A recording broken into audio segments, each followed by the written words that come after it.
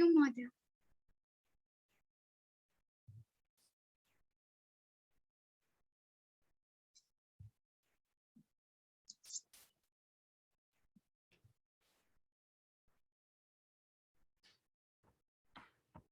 नमस्ते।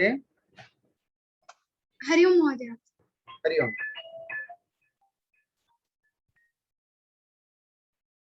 एकक्षणम्।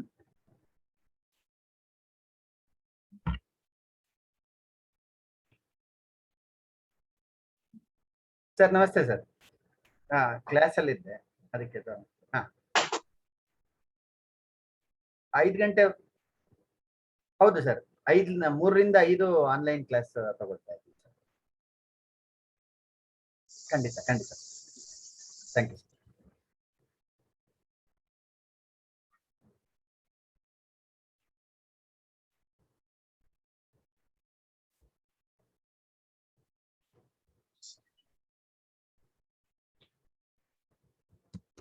नमस्ते। हरि ओम महोदय। हरि ओम। हरि ओम महोदय। हरि ओम। एकक्षणं महोदय। भवत्यै कंट्रोल दत्तवान् अस्मि,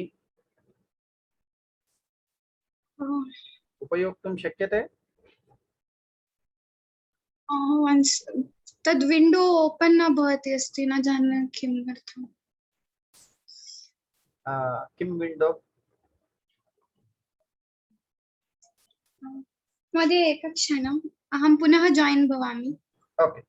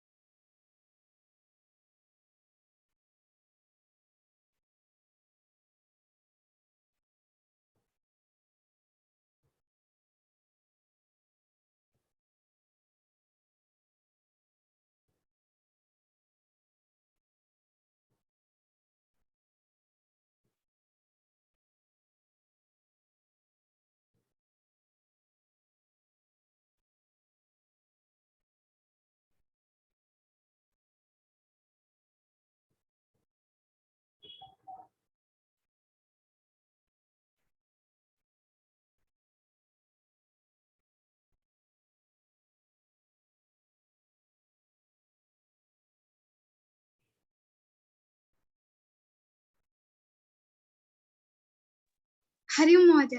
हरि ओम। कंट्रोल दत्तवान्,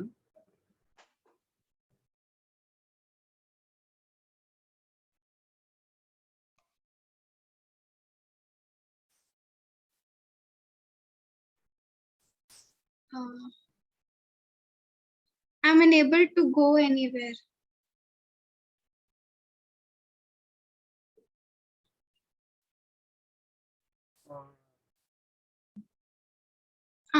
शक्यते इदानीं। शक्यते? अस्तु, प्रारम्भयामि वा? यस्। यदि भवत्याः आनुकूल्यमस्ति अहम् अत्र न प्रविशामि, साक्षात् भवती एव अग्रे अनुवर्तताम्। अस्तु महोदय। क्षम्यतां, मम webcam is not working, so I cannot on my video. Fine. अस्तु। श्री गुरुभ्यो नमः। First, before starting, I would like to ask sorry if I do any mistakes, and I hope to give a beautiful presentation on the shlokas given to me.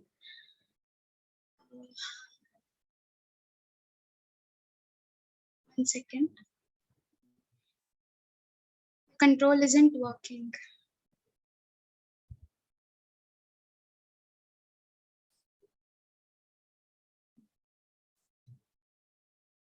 If you are finding difficulty, please let me know. I'll enter. महोदय भवान् एव यदा अहं next वदामि तदा अवश्यम् कर्तुं शक्यते। अवश्यम् अवश्यम् अस्तु, first of all, let us know about Kalidasa, who has written this Kumara Sambhavam. Kalidasa, he is known by many names like the national poet, prince of Indian poets, Indian Shakespeare, and he lived during the reign of Gupta king Chandragupta II, that is famously known as Chandragupta Vikramaditya. And in that, he was one among the 9 jewels or Navaratnas in his court. Then one of the Kalidasa's work is Abhignana Shakuntalam. That is actually the first Indian drama which was translated into a Western language by Sir William Jones. Then another interesting fact about Kalidasa is that the first poetic work was Kalidasa was Ritu Samhara, and the inscriptions in which Kalidasa was mentioned are Aihole inscription and Hanam Konda inscription.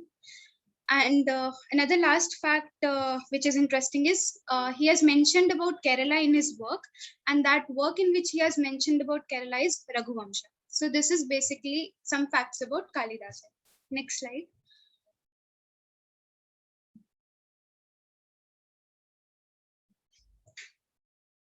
Previously in previous classes, we understood that there are majorly 7 works of Kalidasa. What are those? We'll revise today quickly. The Natakas or dramas are Abhignana Shakuntalam, Vikrama Urvashiyam, Malavikagni Mitram. Then the Mahakavyas are Raghuvamsham and Kumara Sambhavam, and Khandakavyam or the short poems are Meghadutam and Ritu Samaram. Next slide.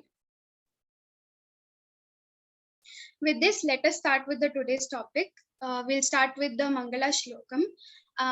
In this Kumara Sambhavam, it is Vastu Nirdeshatmakam. Why it is Vastu Nirdeshatmakam? Because there is Himalaya's description, and Himalaya is a thing. And the description is full of natureness and vivacity. So let us chant. Astyuttarasyam dishi devatatma Himalayo nama nagadhirajaha Purva parautoya nidhi vigahya sthita prithivya iva manadandaha. I have a question from my participants. What are the other 2 types of Mangala Shloka? Can anybody unmute and tell?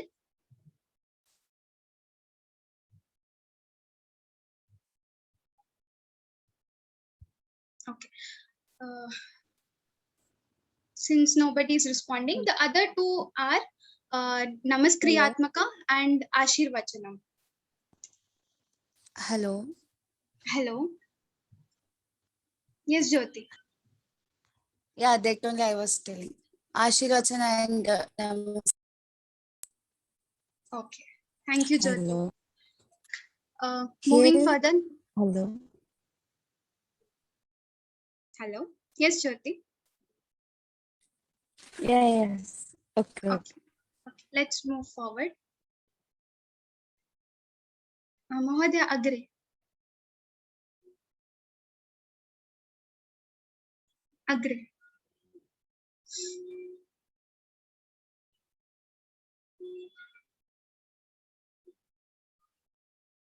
Okay. Briefly, we will also see the first 8 chapters. There are actually 17 cantos or sargas in Kumara Sambhavam, but it is said by the critics that the first 8 were only written by Kalidasa, because Sanjeevani, the commentary by Mallinatha, is available only on those. So let us see the brief summary and the name of these. In the last class, we had discussed only about the first sarga's name, Umotpattihi. Let us discuss others. So the first is Umotpatti, second is Brahma Sakshatkaraha, third is Madana Dahanam, fourth is Rati Vilapaha, fifth is Tapaf Phalodayaha, sixth is Uma Pradhanam, seventh is Uma Parinayaha, and eighth is Uma Surata Varnanam. Umotpattihi Brahma Sakshatkaraha, Madana Dahanam, Rati Vilapaha, Tapaf Phalodayaha, Uma Pradhanam, Uma Parinayaha, Uma Surata Varnanam. Next slide. we'll discuss about summaries. So the first canto, that is first sarga, it is a vivid, beautiful description of Himalayas. There are a set of shlokas which describe Himalayas with a lot of similes, for which Kalidasa is known as Kalidasasya, Upama Kalidasasya. And along with this, there is also the description of birth of Parvati. This is first sarga. Second sarga, so all the gods who are present in the heaven, they are stricken with Tarakasura. He is a demon. And because they are stricken and they feel helpless, so they go to Brahma and ask for his help. But Brahma only had given the boon to Tarakasura. So being the provider of that asura, he is not able to help directly. But in spite of this, sorry for the spelling mistake, in spite of this, he gives a consultation that if Shiva and Parvati are married, the son born to them will be able to kill Taraka. So this is the second canto. Next slide. In the third canto, what happens? Indra, he remembers the Cupid. Cupid means Kamadeva. And he enters ashrama with two people. One, his friend, Rituraj Vasant, and his Priya, that is beloved, Rati. And on this occasion, the whole nature of Tapovan is revived. Even animals and birds get entangled. Parvati finds herself in front of Shiva, and Shiva's patience also seems to be a bit perplexing. But when he opens his third eye with anguish, then Cupid turns into ashes. This is all about third. In fourth, now since Cupid or Kamadeva, who's the beloved of Rati, has died because of fire and turned into ashes, Rati mourns over that and she also tries to burn herself. But before she does that, there happens an Akashvani who assures that the Kamadeva will be born again when Shiva and Parvati are married, due to which she doesn't take that step. This is Rati Vilapaha, from the name itself we can get to know. Next. In the canto 5, we are given the introduction about Parvati ji, who is presented as an inspiration of sacrifice and devotion and consistency in this canto. Parvati, she fails her purpose to invoke feelings for herself in Shiva. So she decides to do intense penance, and pleased with the severe austerity, Shivji appears before her, and he is disguised. When he appears, he is disguised as a brahmachari because he wants to test Parvati. So Parvati gives befitting replies to his questions regarding Shiva and is about to depart, actually saying that to listen to the blasphemy of great men is a greater sin than the act itself. So then only the Shiva reveals his true form and fulfills the wish of Parvati. This is all about fifth sarga. Next. In the 6th, 7th and 8th. Sixth one, Saptarishi and Arundhati, since both have agreed now, so Saptarishi and Arundhati go to Himalayas to ask for Parvati's hand for Shiva. And Himalayas, he consult Mena, his wife, who is mentioned in the first sarga. He consult her and they agree. In the 7th canto, marriage takes place for Shiva and Parvati. And in the 8th canto, there is description of love drama of Shiva Parvati, the rule of Kama Shastra. So this is the overall story of Kumara Sambhavam. Next slide, we will see some of the facts about Kumara Sambhavam. The further story, if we want to see. So these were the main eight sargas. In the next sargas, which are considered by some critics not to be written by Kalidasa but by some other poet, in that there happens the birth of Kumara to Shiva and Parvati, that is Subramanya or Kartikeya, and he becomes the commander of God's forces and he slays the demon Tarakasura. Next slide. Now, facts about Kumara Sambhavam. First of all, here the protagonist is Shiva and he's presented as a Dhirodatta hero.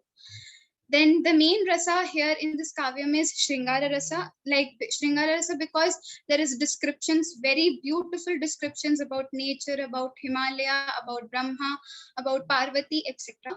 And then there are also Karuna rasa, Veera rasa, Shanti rasa. Karuna rasa when there is Rati Vilapaha, Veera rasa when there is the Vadha of Tarakasura, and Shanti rasa when there is penance of Parvati.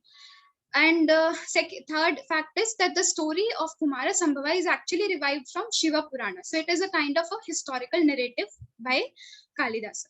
Next slide. So my today's topic is second Sargas 11 to 20th shloka. First shloka. Dravasanghat katinah sthula sukshma laghurguruh vyakto vyakte taraschasi prakamyam te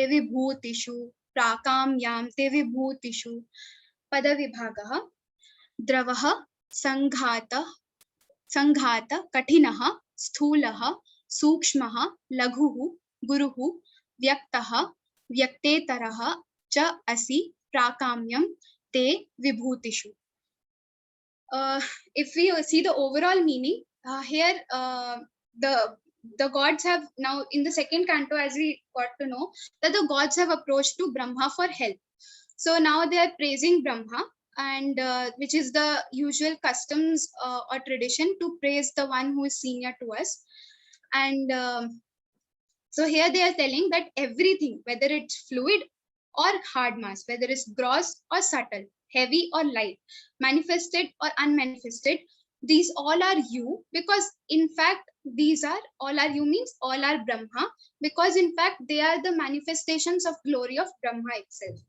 So next slide, let's see the word meanings.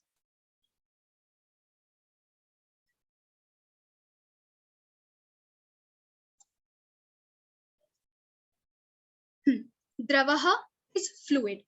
Then sanghata katinah is hard mass of matter. So whether it is dravaha or sanghata katinah, then whether it is sthulaha or sukshmaha. Sthulaha gross, sukshmaha subtle. Whether it is laghu or guruhu. Laghu is light like air, and guruhu is heavy like gold. Whether it is vyaktaha or vyaktetaraha cha. Vyaktaha is manifested, which is perceptible, and it denotes prakriti, whereas the avyaktaha is unmanifested, and purusha, the individual soul. Asi are you, the vibhutishu, in your manifestations of glory. Prakamyam, you exist by a will. So whether it is fluid or hard mass, gross or subtle, light or heavy, manifested or unmanifested, they all are the manifestations of your glory, O Brahma. So that is why they all are you itself. So this is the meaning of first shloka. Since I'm not very good in Kannada, I would request one of my participants to translate the meaning in Kannada if you have understood. Anyone can unmute and tell. Hari Om.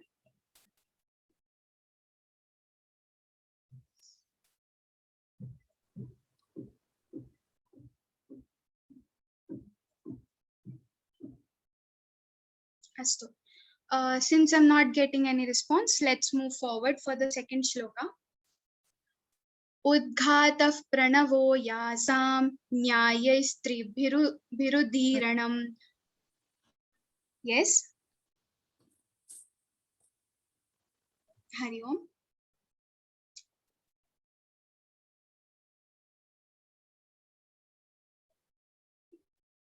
Was someone telling the meaning? Am I audible actually? I'm not able to hear anyone. Yes, madam, you are audible. Okay.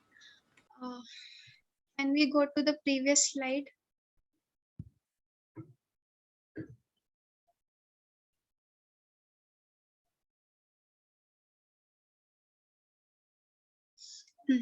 कर्मयज्ञः फलं स्वर्गः तासां त्वं प्रभवो गिरां पदविभागः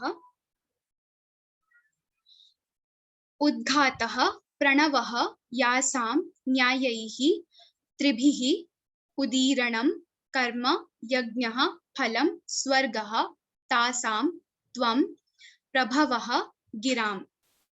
So if we see the overall meaning, it is you are the source, or so the gods are telling to Brahma, oh Brahma, you are the source of the Vedas. Source of the Vedas, what kind of Vedas? They start and end with Pranava. Pranava, Omkara. What type of Omkara? It is chanted with the 3 accents. And if we do that, if we chant, what is the use? The action enjoined by which is the yajna. When we do it while doing yajna, and what is the result? We get heaven. Let's understand word by word meaning. Next slide. Tvam, you. Prabhavaha, the source. Giram, of words, that is Vedas, Shruti. Yasam, for which. Udghataha, the beginning, and end also here it indicates.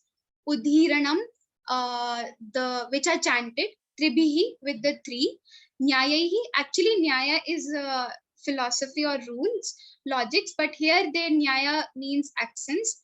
Karma, the action enjoined by them. Yajnaha is performing yajna. Phalam, the fruit of which. So basically, you are the source of Vedas who start and end with Omkara, and Omkara has 3 accents, and it is chanted along with performing a yajna, and the fruit of which is getting heaven. Next slide.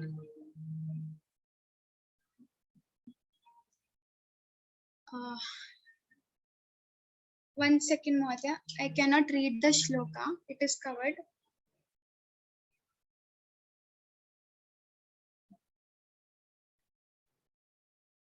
का समस्या वर्तते? न महोदय, एकवारम् अहं श्लोकं पठितुं न शक्नोमि.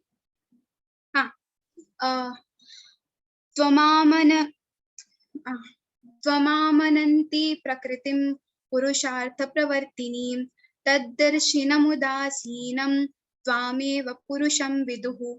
पदविभागः. त्वाम् आमनन्ति प्रकृतिं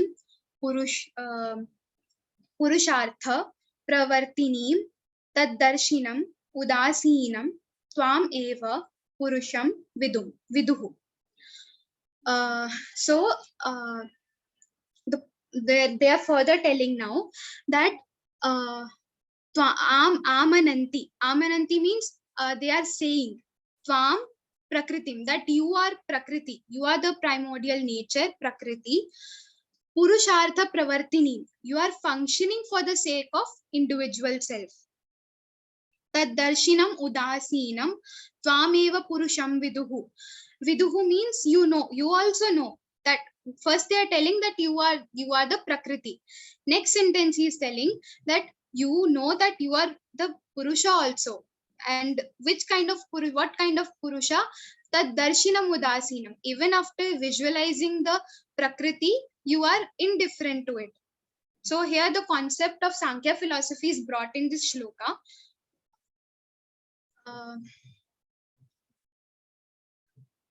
महोदय नेक्स्ट कर्तुं शक्यते वा? एकम् इमेज आगच्छति अत्र.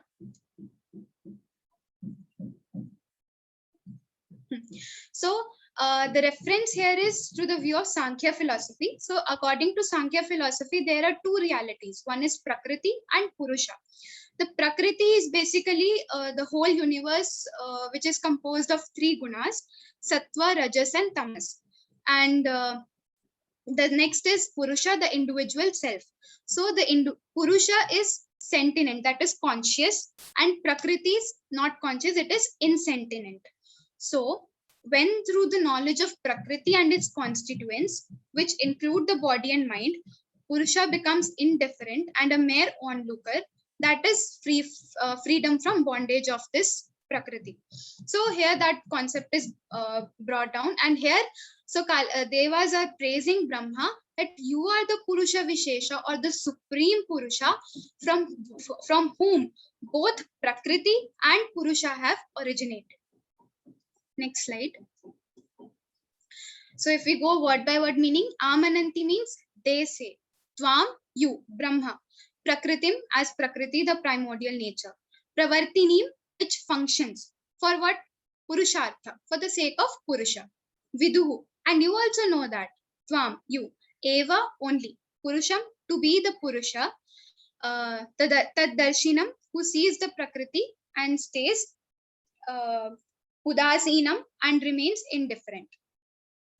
Next slide.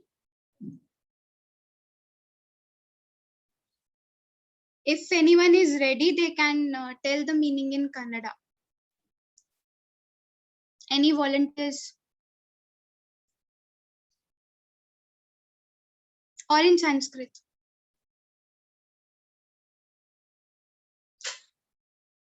Astu. Agre, 14th one. Tvam pitranamapi pita devanamapi devata paratopi paraschasi vidhata vedhasamapi. Padavibhagaha. Tvam pitranam api pita devanam api devata paratah api parah cha asi vidhata vedhasam api.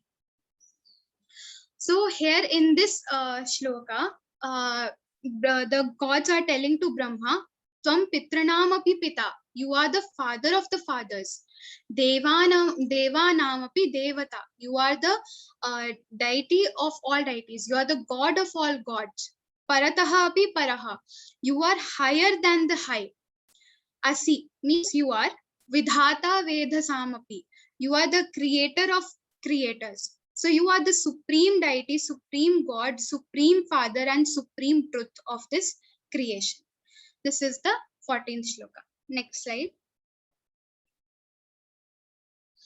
So we have already covered the meanings. Next slide. Next shloka.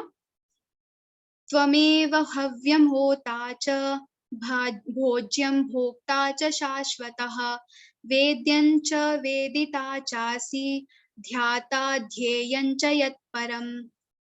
Padavibhagah.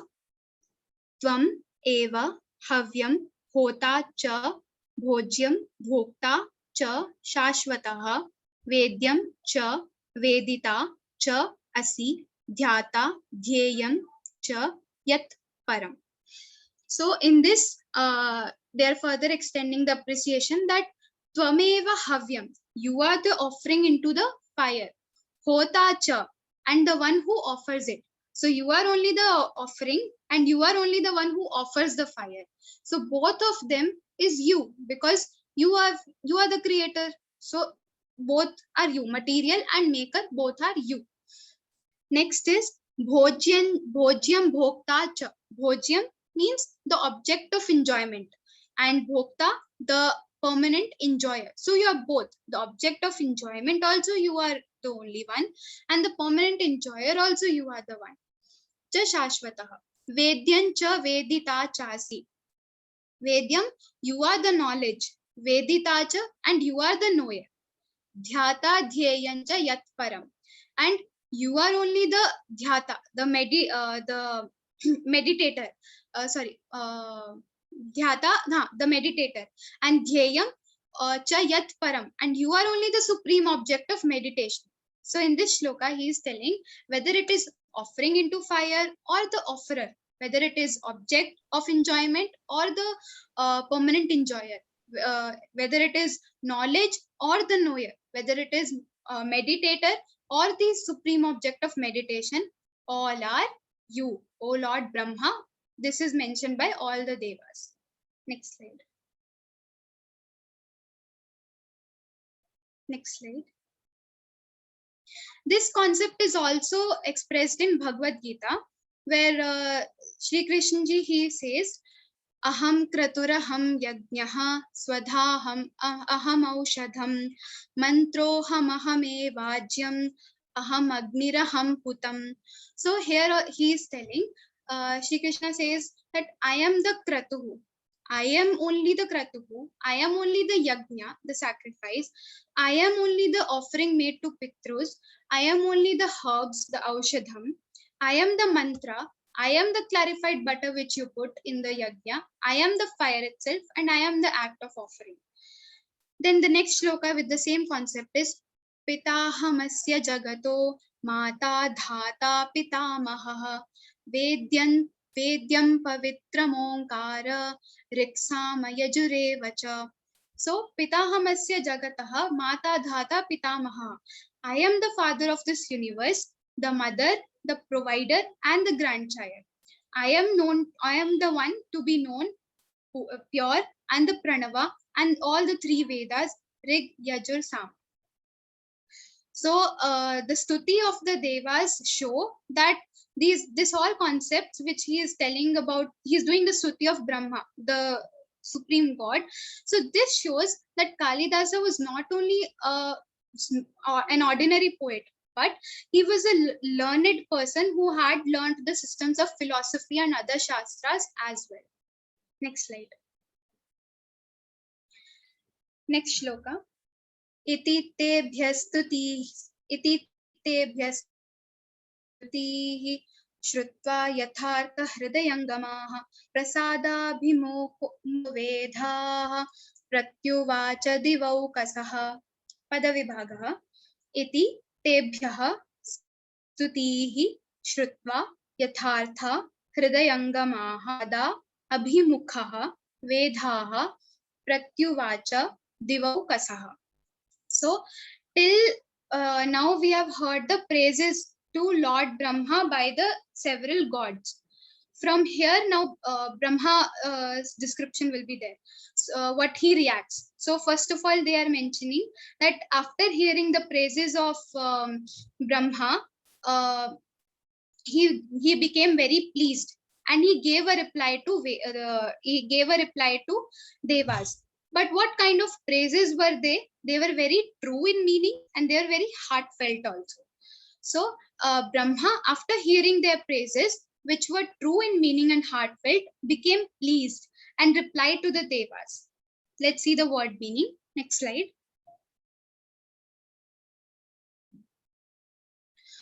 So Vedhaha here means Brahma. Shrutva, hearing. Shruti, stutihi, the praises. Tebhyaha, of them. What kind of praises? Yathartha, which were true in meaning. Hridayangamaha, felt in the heart. Prasadhabhimukhaha, being pleased. Pratyuvacha, replied. Divaukasaha, to the devas. So after hearing their praises, which were meaningful and heartfelt, he became pleased and pratyuvacha. Pratyuvacha means gave a reply. Prativachana. Next slide.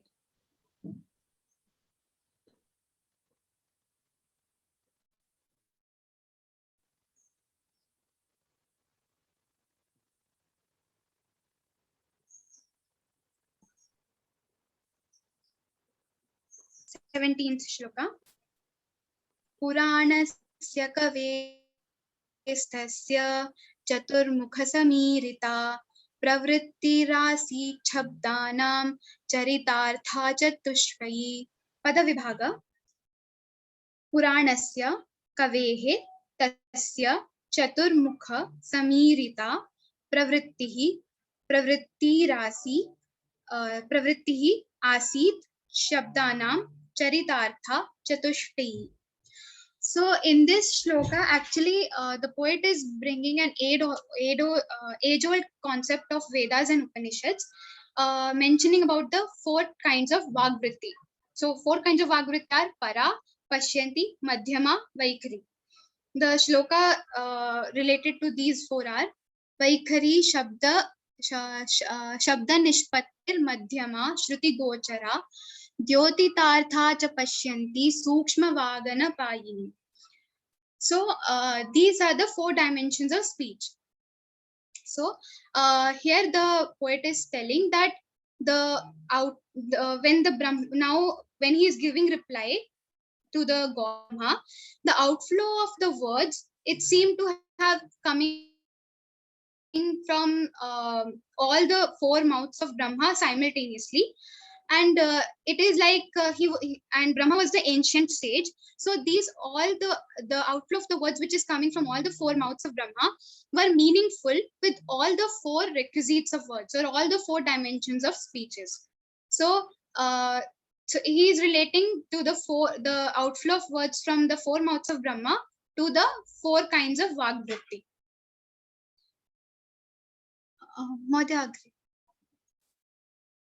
So the word meaning goes pravrittihi, the outflow, shabdanam, of the words, samirita, that came out, chaturmukha, of the 4 mouths of Brahma, kavehe, the sage, Puranasya ancient, Asit was, Charitartha meaningful, Chatushtayi with the all four requisites of words.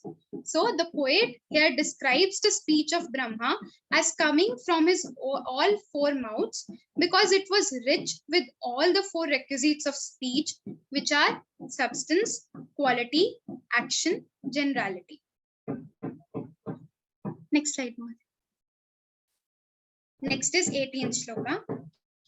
Statam swanadhikaran prabhavairavayavah yugapadyugabahubhyah praptebhyah prajya vikramaah.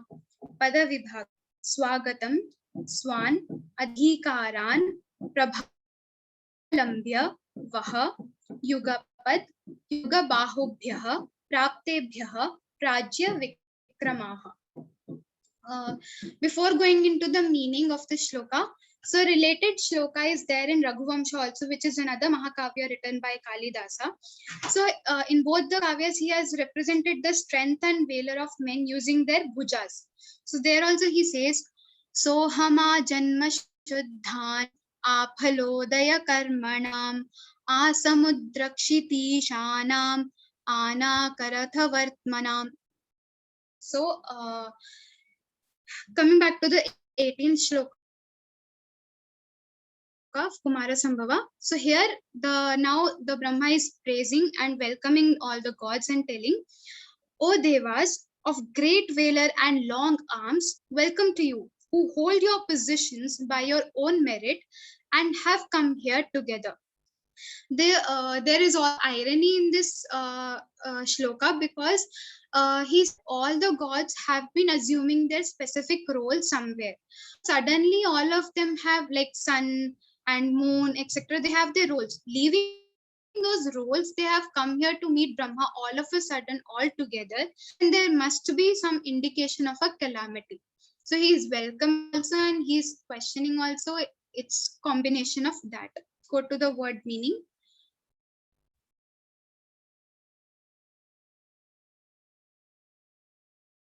Prajya Vikramaha, O Devas of great valor, Swagatam, welcome, Vaha, to you all, Avalambya, who hold on to, Swan Adhikaran, your own positions, Prabhavaihi, by merit, they have earned their positions by their own merit, Yuga Babhyaha, who have long arms, Praptebhyaha, have come, Yugapat, together. Okay.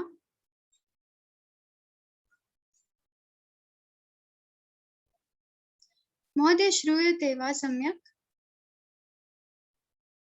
सम्यक् श्रूयते. समयः श्रूयते. अतीतः, पुनः join ಕ್ರಿಯತಾಂ. अस्तु महोदय. ಎಲ್ಲರೂ ಮತ್ತೆ ಸೇರ್ಕೊಳ್ಳಿ, ಸಮಯ ಮುಗಿತಾ ಇದೆ. Okay.